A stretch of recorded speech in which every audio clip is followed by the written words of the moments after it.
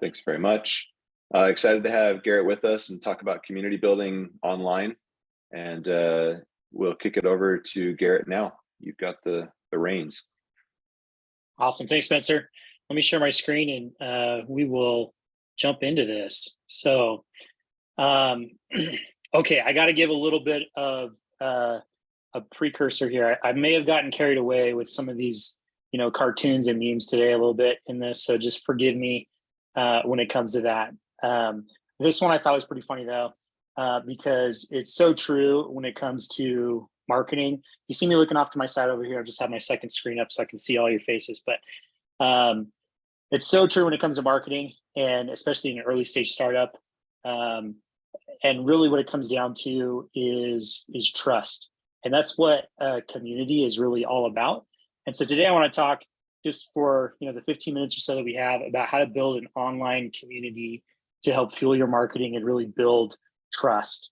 I am going to just share my experience doing this. I wouldn't say I'm a community building expert, but have done it in the last few years at a startup, and wanted to share my experience and some of the takeaways and learnings that I had. So before I jump in, I'll share just a little bit more about me and my background. So I'm the founder and CEO of Prelude, and I started my company earlier this year, January this year. And so I focus on go-to-market growth strategy for startups. So mostly B2B startups, but there's definitely some that are outside of that I have a pretty solid process that I've honed in over the years to really focus on, that I work with, and it's applicable for B2B, B2C marketplace. Before starting my own company, I was the chief marketing officer at Eddy. Eddy is a small business HR and payroll software based in Utah. And that's where I started and grew a community, which I'll talk a little bit more about today. Before that, I spent 6.5 years at Lucid Software. So if you're familiar with Lucid Chart or Lucid Press, they've since rebranded to Mark. I was the head of marketing Lucid Press until that company was acquired by a private equity firm. And then we talked about it. I talked with David a little bit about it on our breakout a minute ago, but I lived in Minnesota for a few years, and I worked at Target, the retail chain, in a variety of marketing strategy and operations roles. So most important, I'm a husband, dad of 4. You can see my crew right here. And then something interesting about me is I'm a certified barbecue judge. People always ask, is that a real thing? And so you can see a picture of my badge right here. It's pretty fun. Sounds more glamorous than it actually is. Usually it's just eating free barbecue at a used car lot on a Saturday, but can't complain about it. So if you're interested in that, reach out, let me know. So with that, I want to jump into this and share just a little bit more about the HR Mavericks community. This was a key piece of our marketing strategy when I was the chief marketing officer at Eddy. Again, Eddy was a small business HR and payroll software. And so these are some of the highlights in the 18 months or so that I was there building community. So, we had over 1,000 members. We had 100 to 200 per month joining organically by the end. Over 100,000 social media impressions per month generated from this community. We had a podcast as part of it. And, the 18 months there, we had about 20,000 streams of that podcast. There was over 1,000 pieces, probably more, of user-generated content. And one of the things that I'll talk about this a little bit more, but we were able to create that content at about 1/8 the cost of what it would cost to hire a full-time person or team to produce that content. You can see some of the organic traffic there just on the website, but the content was a key piece of this community. And we were to a point over 140,000 website visitors per month from just a few thousand when we started. And then after I left, the team continued on. Just a couple of months ago, they had a big, huge free 2-day virtual event. They had about 3,500 registrations, 80 speakers, 50 different partner sponsors. And so there's some really good momentum just continuing on with this community. So I want to talk a little bit more about that and how it came about. And first, where it all started, I got to give credit to Steven Fortuna. So Steven was on my team. He was one of the first hires I made when I joined this small team at Eddy. He comes from a content, SEO, community background, and is just brilliant. The whole community really came from him. He has since stepped away. He's taking care of a family member who's a bit sick, but this community started thanks to Stephen. And it really started with when we first hired him with this question he and I discussed is how do we affordably increase organic traffic of small business HR pros to our website, right? We were only getting a few thousand per month.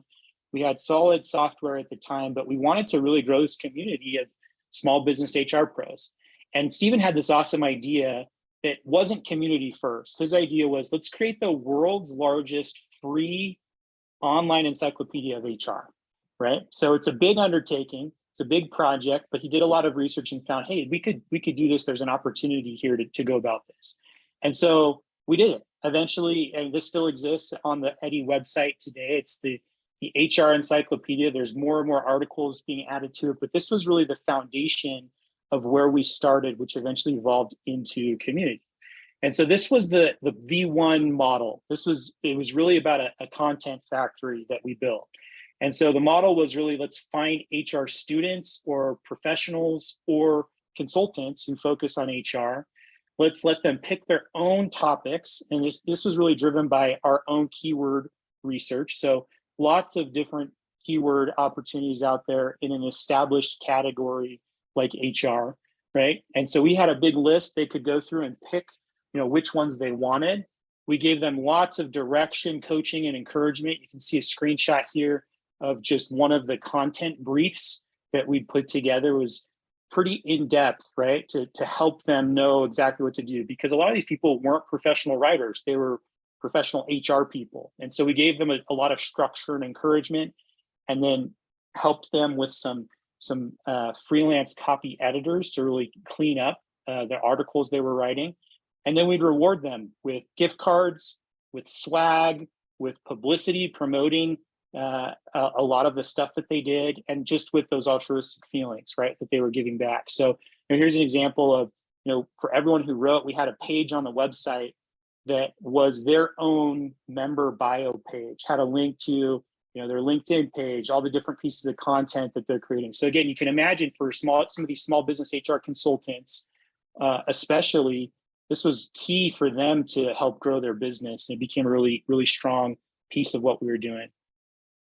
I want to share as it evolved, because again, that was the foundation, that was the V1. As it evolved, there were some things that we really learned in the 2 years or so that we were really focused on building this community. And so I want to share some of those lessons with you, and then again, open it up at the end to dive into any parts of this that you guys want. So lesson one that we learned is that community is really about purpose. It's not a place, right? And so one of the things that we kind of lucked into, I think, or discovered along the way, is that importance of purpose. The reason behind that is that's the thing that members carry with them. That's what they get excited about being part of a community. And so purpose is a huge part of the very first thing you see when you land, on the core website is, hey, we're on a mission to democratize HR. As we really found an opportunity in this space, that in the small business HR space there, if you're familiar with that space, there's some big certification organizations that focus on education. SHRM is one of them, HRCI is another, but they're kind of cost prohibitive to small business HR people, right? They can cost thousands of dollars to get certified. And we noticed this opportunity for an educational gap on the lower end of that market. And so our mission really became, we're democratizing HR knowledge and best practices. We're getting everyone together who has some knowledge to share the knowledge that they have, and together we can learn. And that's, again, the foundation was that HR encyclopedia, but then there were other things that evolved and came with it, which I'll talk about in a minute. But it was all centered around this purpose. Eventually, we created this home base, which was a Slack group where people could communicate, but really you don't need that for a long time. It's really about the purpose. The next lesson we learned was members always need a responsibility related to the purpose. And so engagement is such a key piece of building a strong community. You have to figure out what the responsibilities are for everyone who's joining, right? The purpose becomes real when they have a way to contribute to it, not just something that you talk about. So there need to be activities related to the purpose and you got to organize members around that. So we had major projects we worked on. Again, the HR encyclopedia was one of them, but at some point, we expanded that. We had a podcast which was really focused on members of the community and interviewing them, and that was another way they could share their knowledge. We had these panel discussions where we get 3 or 4 people on a discussion on a certain topic. And again, all of that content went back to the HR encyclopedia to reinforce and bolster that. But everyone knew that there were different ways to get involved to help us fulfill this purpose. So if they weren't a great writer, they wanted to be on a podcast, great.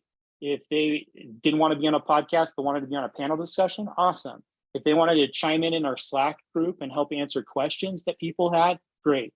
But everyone needed a responsibility to really align with that purpose to get involved. And that's the key to, community engagement.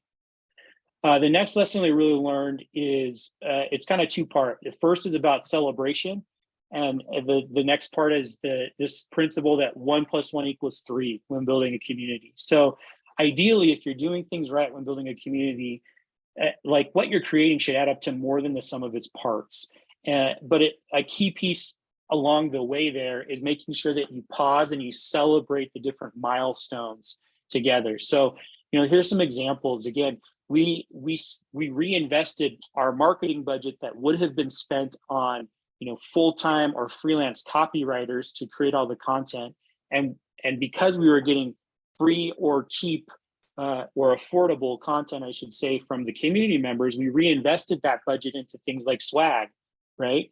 And we had a lot of people, we would do giveaways that, hey, whoever creates an article for us to help us get to the first 300 articles, right? We're going to send you this hoodie, or we'll send you this t-shirt. So we did kind of some small giveaways. You can see a wheel here where we would have regular webinars or these all-hand meetings. And some of them were just dedicated to celebrating the wins. We do this spin the wheel thing, and the winners would all get, a piece of swag or a gift card or a free book from somewhere. We did a lot of social media promotion and did year-end awards, right, for the people who were most active in the community. And so these milestones really helped, again, fuel people wanting to get involved because we were able to pause and celebrate those who participated. So I know there's a million more things we could dive into. Again, I'm sorry, I know I got a little carried away with these memes here in this presentation today, but we don't have time, but I'm happy to answer questions. I know there's a couple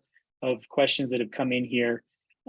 Before I do that though, I wanna answer this next piece. A lot of times when I talk about this with people, they say, great, I wanna launch a community. What should I do next? And I usually say, stop. It's a huge undertaking to launch an online community. And so you need to make sure that you're really committed to it. And the best way I found to do that is to identify which 1 or 2 go-to-market motions as an early stage company that you want to focus on, right? Some of the most popular ones out there, inbound led, outbound led, product led. There's different motions for most. Many of these are specific to B2B companies, right? Partner-led, event-led, community-led is one of those. And so you need to be committed to this as one of your core go-to-market motions, if not your only go-to-market motion, in order to do this really well. It's a long-term play. It takes a lot of time and investment and focus to do this well. It's not just a, spur of the moment, let's create a Slack group type of thing. There's too many of those out there that end up failing. I think it's because there's not enough focus on them. So make sure that you really are sure that this is what you want to do before you dive in to do it. Just as a quick resource, I think that this community.club is a good resource. It's a community for community builders. A little bit meta there, but they have a ton of really good resources if you want to dive into this topic in more detail. I'm also happy to share other resources if anyone, if they reach out to me. And so feel free to connect with me on LinkedIn. Also, I'm writing a new newsletter that I'm launching soon called Growth Preludes. So love to have you connect with me. And with that, let me open up the chat here and see what questions you have. And you're also welcome to just dive in and answer or ask any questions that you have. So let me see. It looks like Mark Wallen,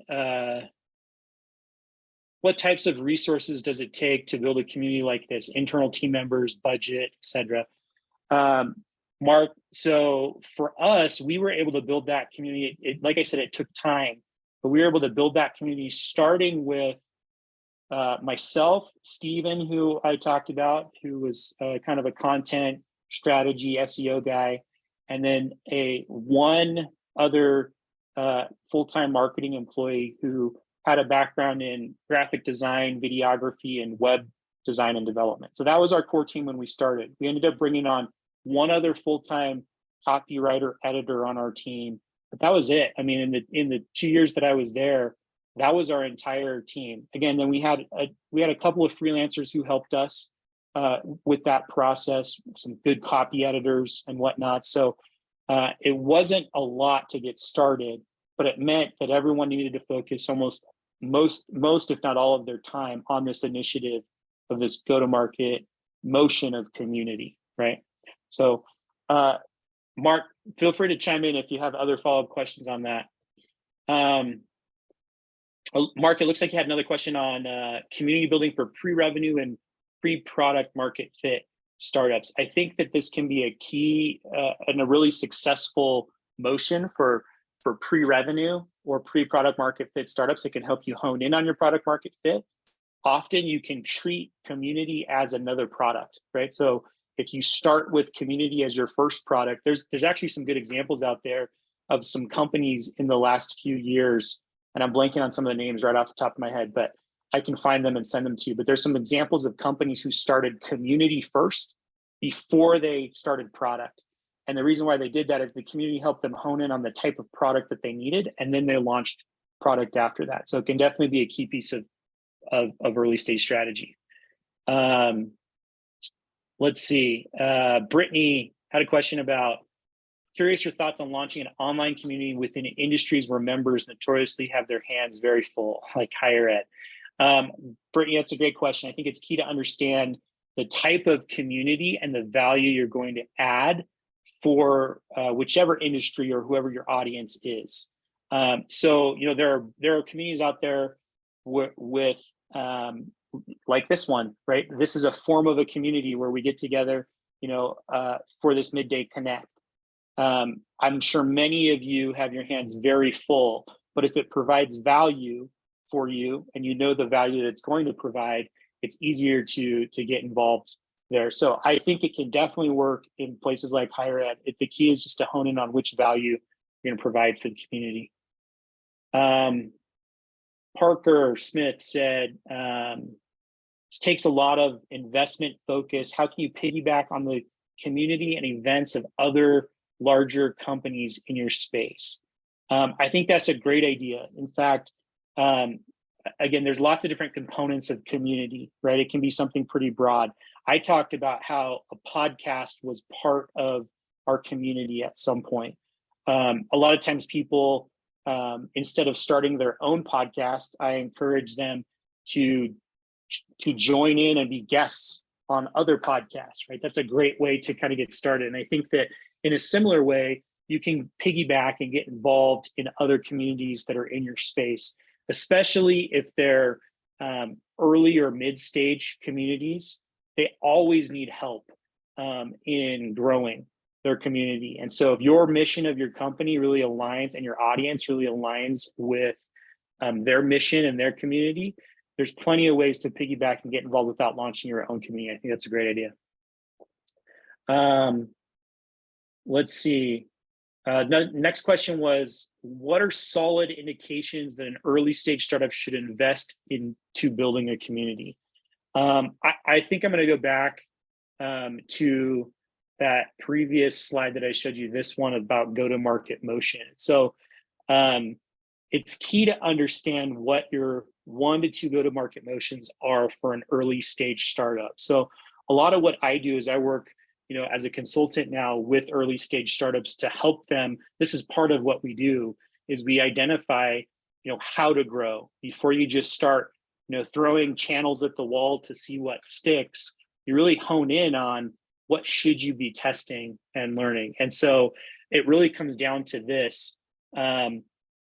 Some indicators, though, that early stage startups to build a community, if you have an audience that naturally craves education, right? Educational resources. That's one of the things that we found that really helped us here. Again, small business HR pros were feeling alienated from some of these larger educational organizations that were pretty cost prohibitive for small businesses. And so they were craving some of that knowledge, but didn't necessarily have it. So if you can find an audience, or if your audience naturally craves educational resources to some extent, that can be one indicator that a community go-to-market motion could be successful for you. Let's see. Happy to share out the presentation. Did I miss any of these questions? Let me know if there's, I'm just going through the list, but feel free to come off mute and chime in if you have other questions that you want to ask, or if I missed any. Garrett, can you, oh, Parker, go ahead, because yours was one of them that I was going to call out. Okay, thanks. Well, it's kind of a shifted idea, so feel free to hop to Spencer's too. But I was talking to someone last week, and we were talking about webinars as kind of like these bringing in, what do they call them, like thought experts or whatever in the space, but that they were kind of saying in their experience, a lot of time that didn't lead to an actual sale of the product and things like that, that it was a good community, but it wasn't necessarily helpful in the end for sales. And I was curious, just your thoughts. Have you seen that as well? Or are there tips to try to connect the two? Yeah, it's a great question. I'm glad you asked it, Parker. So this definitely did help us grow our business. Attribution is always, the marketing attribution is always a funny thing, right? It's always hard to know exactly what it generated. I mean, in the 18 months that we were there, you know, we 3x'd the business and revenue, and a lot of it had to do with this, right? Part of the reason why I started this presentation talking about trust, right, is community is something you have to be committed to, regardless of whether you see immediate returns, right? And so that's a key piece to really understand. Is this something that we are passionate about? You almost have to treat it like a next product. It might be a while before you see some of the revenue that comes in. Again, this was a 2-year effort that, you know, in the time that I was there, and we did see a growth in revenue. But could there have been other quicker ways to generate revenue? Probably, yeah, I bet there could have been. What the benefits of this are, though, is it's not just about immediate revenue. It's about trust, building trust in that community that you are focused on with that audience. And it's more of a long-term play than a short-term play. There can be short-term wins that come from it.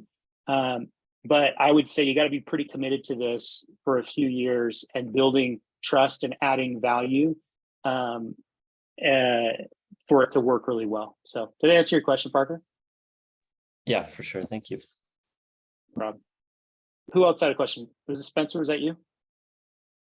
Yeah, I just wanted you to go a little deeper on leveraging in a good way other communities, and like how to work with a community that's already there, but maybe you have a different take on their community, and you want to draw members maybe into your community.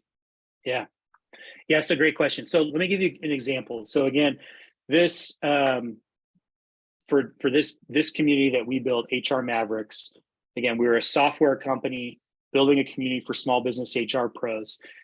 There were a couple of people who, instead of building their own community, found us and got involved really early on and became kind of core leadership and strong voices in this community. So, you know, for example, there's a guy who does training for some of these HR certifications. That was his business. He had a small business focused on that. He found us early on, and instead of building his own thing, he got involved and got pretty active in the community. So he was pretty active in our Slack group, and he would chime in and answer questions. He was pretty active in writing articles for this HR encyclopedia. He loved being on the panel discussions and on, you know, podcasts.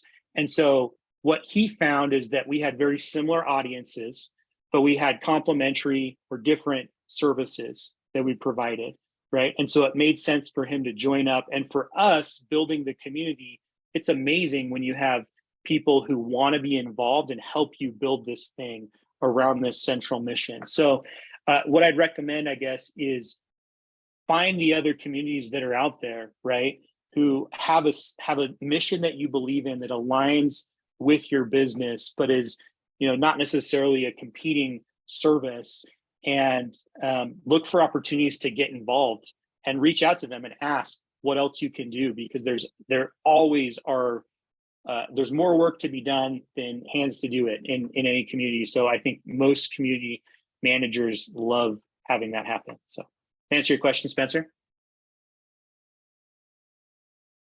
Awesome. Any other questions on this?